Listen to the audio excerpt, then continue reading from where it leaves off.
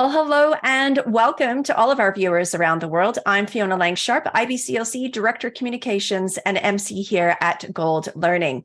Today, we're talking all about our Gold Neonatal Online Conference, and I'm so excited to let you know that we have Professor Afif EL-Khuffash, who's back with us here at Gold Neonatal, and we're going to be learning all about his topic in just a moment and finding out where he is.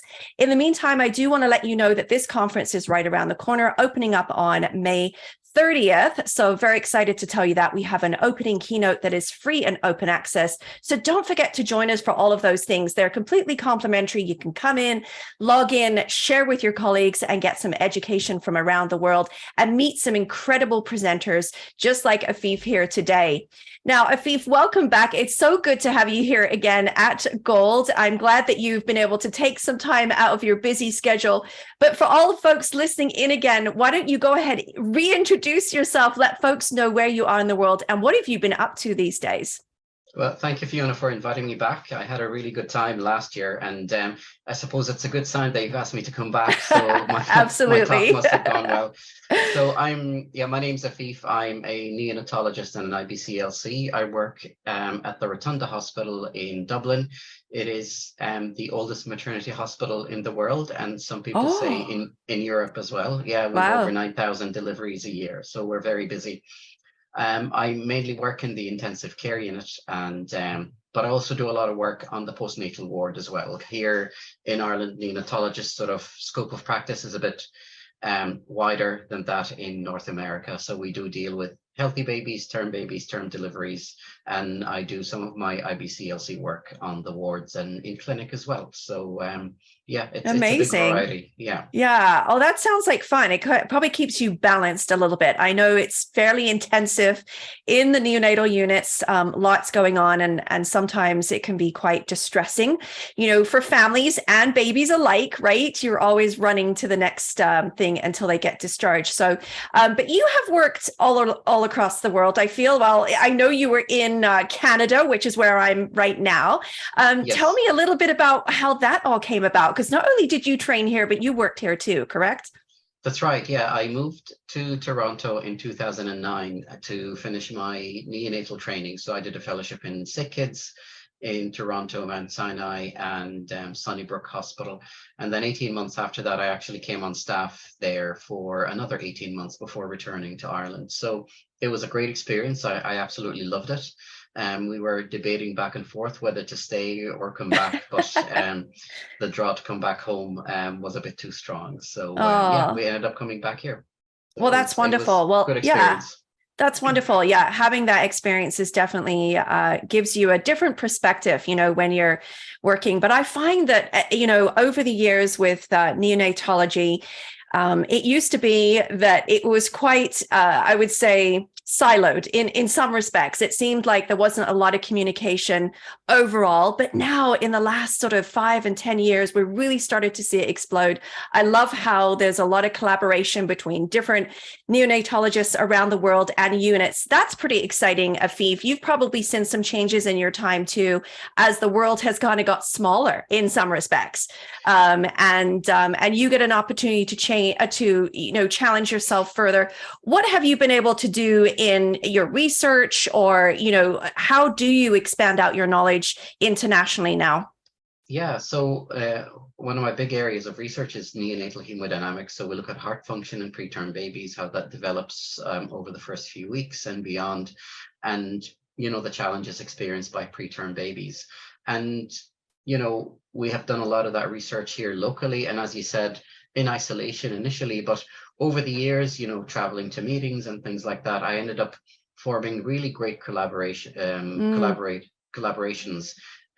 from across the world. And in fact, one of the fruits of that collaborations was a paper that we published in JAMA a couple of years ago, looking at the impact of breast milk on heart function in preterm babies, where we actually found that preterm babies exposed to preterm babies exposed to maternal breast milk as opposed to formula had much better heart function at a year of age compared to babies that have had formula alone. And that was a collaboration between ourselves here in the Rotunda, colleagues in Oxford, Harvard, and the University of Toronto. So, we Wow. wouldn't have been able to do this in isolation, but, we were able to pool data together and really take an in-depth look at the benefits of human milk and mum's own milk in particular, Mm. for preterm babies. And I still believe that it's one of the best interventions that we can actually do for those preterm babies early on, and involving the parents in the care of those babies, of their own babies, from the very, very outset,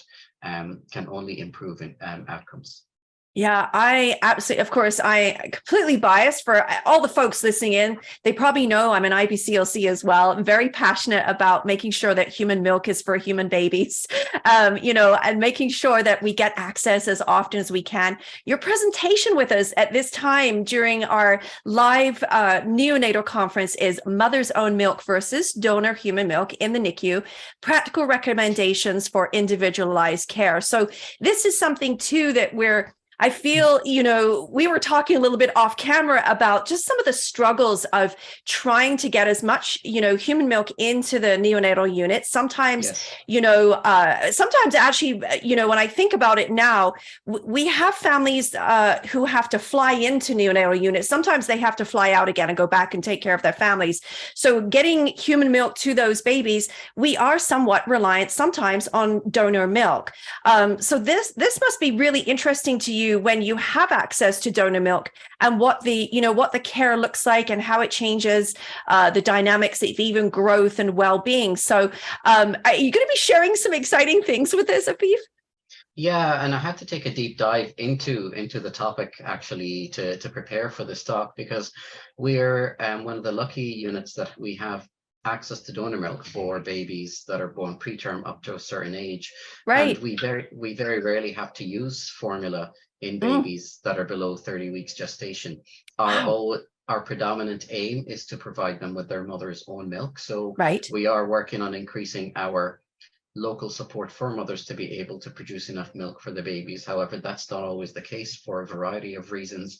And I Sure. think the next best thing is donor milk. What I'll be talking about, though, in this talk, is the key differences between mother's own milk, which I think is very specific for the particular baby, versus donor milk that comes from a pooled source, various mums, and interestingly, usually from mums that have had term babies. So we're using Yes. term milk that we give to preterm babies, which is somewhat different in makeup and may not have enough calories for preterm Mm-hmm. babies, may not have enough protein and fats for preterm babies. So there are challenges and differences that are there. But I also present some interesting data showing how maybe we can, improve donor milk somehow for those babies. So stay tuned, and I think it's going to be an interesting talk. Kind Oh, of yeah. taking a deep dive into the differences between, mother's own milk, and even, like you said, a lot of mums live quite far away. They may have to pump at home and freeze the milk, their own milk, and Mm-hmm. bring it into the neonatal unit. That actually has an impact on some of the bioactive components of the milk. And we're now learning more and more that giving babies fresh milk, fresh mother's own milk, is probably the best, but that's not practically possible in a lot of units, because a lot of the time the mums Right. have to pump at home, freeze it, and bring it into the unit, and then it's thawed and given to the babies at regular intervals. So a lot of things to discuss. Yeah. Oh, no, absolutely. Yeah. I just love talking about all these details, and, because it changes how people perceive things, what we can do better. I mean, it really has an impact, on so many things that we're trying to do to keep mothers and babies together. That's always the primary. Yeah. If we could do that in an ideal situation. But of course, the practicalities of that, even within our units, making sure we have, on-site availability, rooms for families, so many things. So Yeah, I'm absolutely. excited. I'm excited to hear what you have to say, because it really does drive, what we do next. Well, before we wrap up here, I want to share and talk a little bit about what you do aside from this amazing career that you have in support of families in the NICU. But you're actually an artist yourself, and we're going to have the privilege of seeing some of that art during your session when you're with us here live at Gold Neonatal. But tell me about your art and how people can preview it before they come into your session, Oh Afif. yeah, absolutely. Thanks for bringing that up. So yeah, so I'm a digital artist actually. My paintings are digitally created. And I've tried to combine my sort of passion at work with my passion of art and my work as an IBCLC. And I do a lot of mother and baby dyad paintings, and you can view them on my website, which is afifsart.net. You can see I've got a couple of mother and baby collections with other stuff as well. The reason I started the mother and baby collection was there's actually still a lot of stigma associated with breastfeeding in Ireland, unfortunately, and in many places across the world, especially breastfeeding in public. Breasts are still hypersexualized, and people are asked, or mums are asked that are breastfeeding, to kind of, do it privately and put it away and things like that. And a lot of mums still experience that. And a big part of my exhibition that I did last year was to challenge that stigma and to challenge the sexualization of breastfeeding and breasts. And so I did a collection of 10, some people would say provocative paintings of breastfeeding mums and babies. A lot of them are quite intimate. They've had a fantastic reaction actually as well, and I think they're quite empowering. And they're now on display across many different hospitals within Ireland, and they're available to purchase as prints as well if people want to do that. Amazing. Thank you so much. And so again, your website, just say it again for our folks listening in today. So afifsart.net. Perfect. That's absolutely fantastic. Yeah. Stay tuned for more art, and what a great outlet for you to be able to express, that artistic inner self. But I would say that there is a required art for being a neonatologist as well. So it's just a beautiful combination.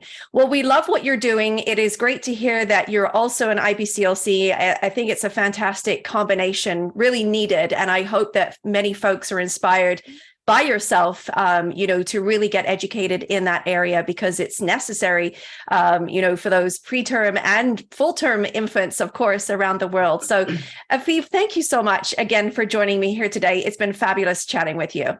Thank you for having me, Fiona. It's a pleasure. Yeah, absolutely. And for folks tuning in, don't forget, you can head over to the website right now at goldneonatal.com. Super easy. You can check out the full schedule, what's happening. And of course, you can come and sit down with myself and Afif. We can look at some more of these really unique and interesting things about human milk in the preterm infant, what's going to work best, donor milk, frozen milk. Oh my gosh, there's so many things to talk about. Afif will be here live, so you'll be able to ask some questions on the day. Now, if you can't make it that day, don't forget, everything is recorded here at Gold Neonatal, and you'll be able to join us on our forums if you have any further questions. I will look forward to seeing you, Afif, on the day. And of course, for all of you tuning in, thank you again for joining us, and we'll look forward to seeing you online. Bye-bye for now, everyone. Great. Take care. Bye-bye.